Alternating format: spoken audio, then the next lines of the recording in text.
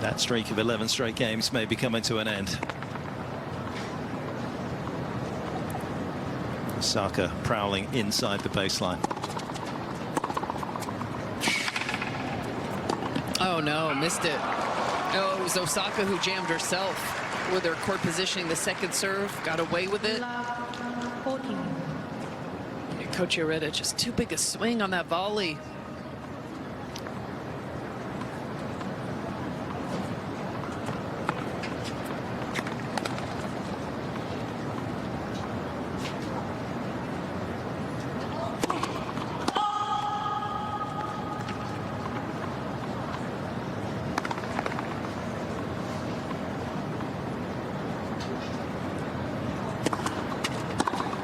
Yeah, that is wonderful.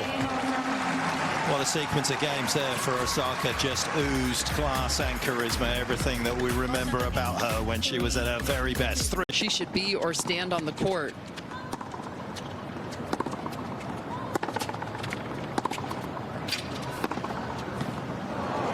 Four of 20 when returning second serves. That's normally your invitation to win a point, to get ahead in a rally, and Coach Yoreda has not been able to be comfortable returning the Osaka second serve.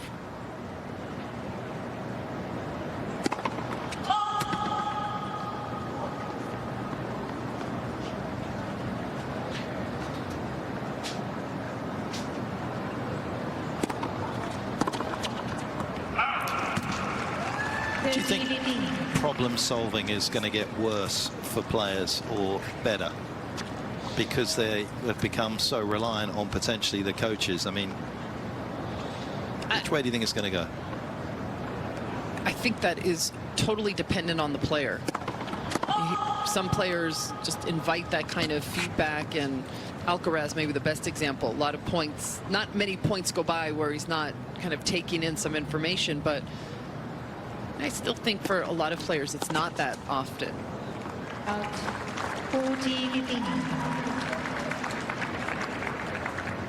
It's hard to watch somebody that's been in the world's top 30 play tonight without even attempting to do something different, to see whether the outcome could be potentially different. Do you blame her, or, I mean, coaching's legal? Yeah. Well, I think the blame is kind of on both at this particular stage. If your connection with your player is that strong,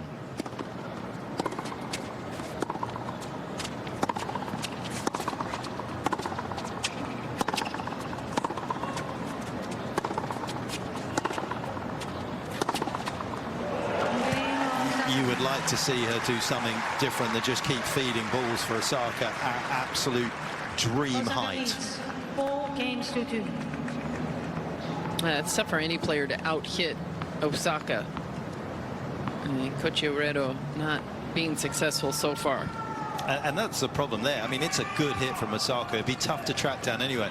But from half a step behind the baseline, you would have to accelerate on the diagonal well behind your own baseline. You're never going to be able to track that down.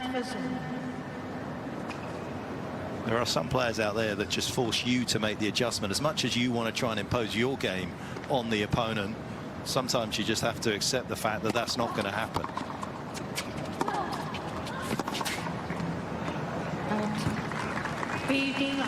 One area that Osaka does something all the time is open stance backhand. Yep. Do you think there's any upside for her to play parallel? I wonder. I'm old school, so never totally was comfortable with that. I remember Venus started hitting those, and I was in complete awe of it. I think it all depends on the player, but certainly if you can get there in time, right? I just wonder, this sounds totally counterintuitive, and you can absolutely put me in my place, but I almost feel for Coach Yoreda, if she hit a short angle. Well, as we wait for our beloved Iga Świątek, our Polish queen, to take the court just a day and a half from now in Miami Open, we're checking out all these other matches, starting with Naomi Osaka, of course, returning to the court after having a baby last year. She's already played a tournament this year. I think she got to the 3rd or 4th round, and then now I believe this is her 2nd tournament this year. If that is not correct, please correct me in the comments. You guys always kill me in the comments. I love it so much, especially when it's in Polish. But Naomi playing right now, someone from Italy, and she's fully expected to win this one. And two things we're seeing right off the bat. Number one, Osaka is inside the baseline, prowling inside the baseline on the second serve. That's obviously a strategy with her and her coach. And then number two, massive ground strokes from Osaka, and that is not an exaggeration. She is killing it. Fully expect her to win this one in straight sets. If she doesn't, I would be very surprised. Kenin is also playing right now. Last I checked, it was 2-all in games in the third set. Somehow Kenin got this to extend into a third set. So that was really interesting.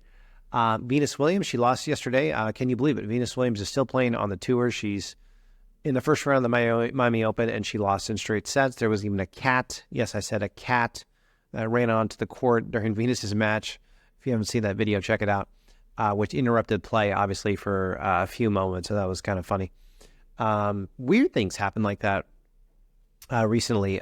Even last weekend, Indian Wells, wonderful event, Indian Wells, which Iga Swiatek won. There was a match where Carlos Alcaraz was playing, and his match got interrupted by bees. Yes, bees. I'm sure you saw that video too if you're a hardcore tennis fan. So that's been weird. There's Rybakina in this tournament. There is Sabalenka, who, oh my goodness, her boyfriend apparently committed suicide a couple days ago, 2 or 3 days ago, and she's still going to play in this tournament reportedly. So that is, wow. Don't even know what to say about that. All the respect to Sabalenka, wishing her the best, praying about her. Rybakina is in this match, is in this tournament. I actually have not seen. She's got to be in this tournament. Coco Gauff has to be in this tournament. If she's not, let me know in the comments. But she's got to be in it. I was looking at the draw. There's a lot of names to go through.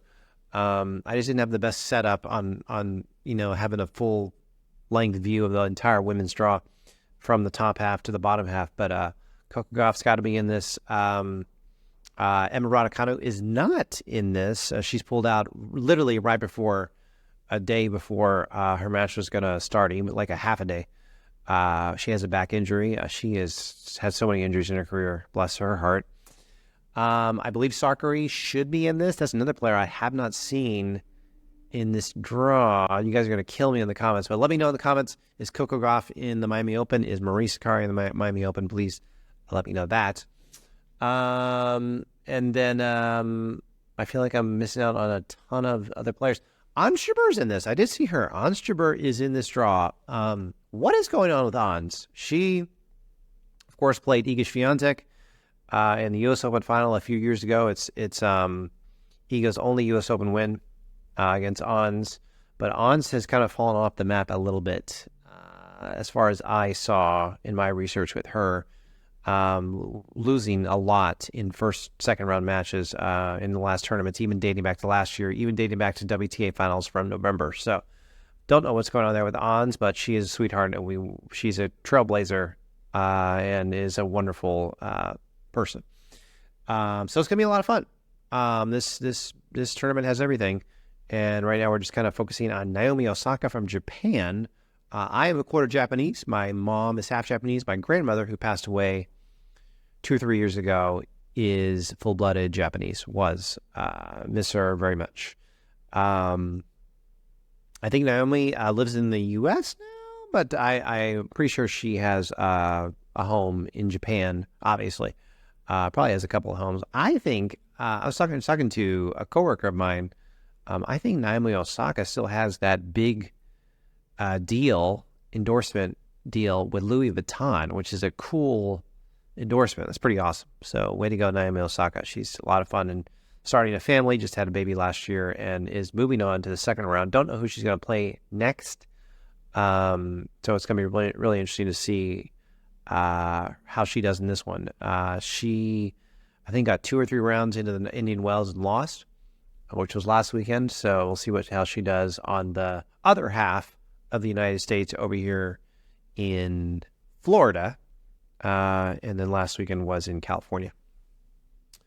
I love being in the studio. We usually shoot video in South Lake, which is a suburb of Dallas. But now we are in North Dallas today, shooting video covering the Miami Open. So running a little bit late today, had some not too many technical issues, but I actually literally just recorded a video. I haven't done what I'm about to say. I have not done in like literally 3 years.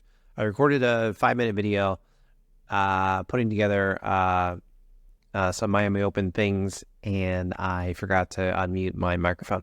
So fudge, but that's okay. I'm literally, two things. I'll leave you with this. Number one, I'm so tired right now that literally my eyes feel heavy. Like I need to close my eyes. So pray for me that I get into bed very, very soon. I only got 2 hours of sleep last night. I've been arguing with a friend of mine. It's been sad.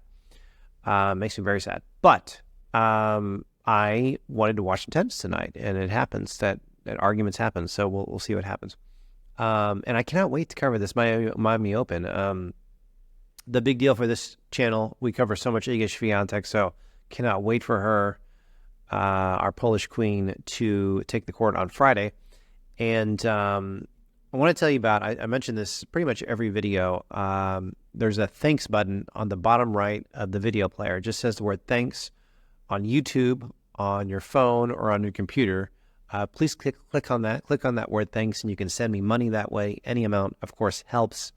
If it's a small amount, that helps as well. I absolutely love, obviously, when I'm holding my iPhone and I see a thanks notification from YouTube. So thank you so much for supporting me. I know you have so many options on where you can watch your tennis. So if you're watching Best Muscle Video on YouTube, thank you so much. Please hit subscribe. And I will see you right back here, hopefully tomorrow, as we cover Miami Open. We did a ton of coverage on Indian Wells. We're back to the Miami Open.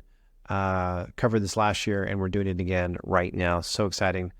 The fans in Miami are so lucky. I wish there was a tournament like this with all the players from WTA and ATP here in Dallas, but they're not, at least not yet. So see you guys later, and see you later. Thank you for watching on your phone right now or your computer. And I'll see you right back here tomorrow. Talk to you later. Bye.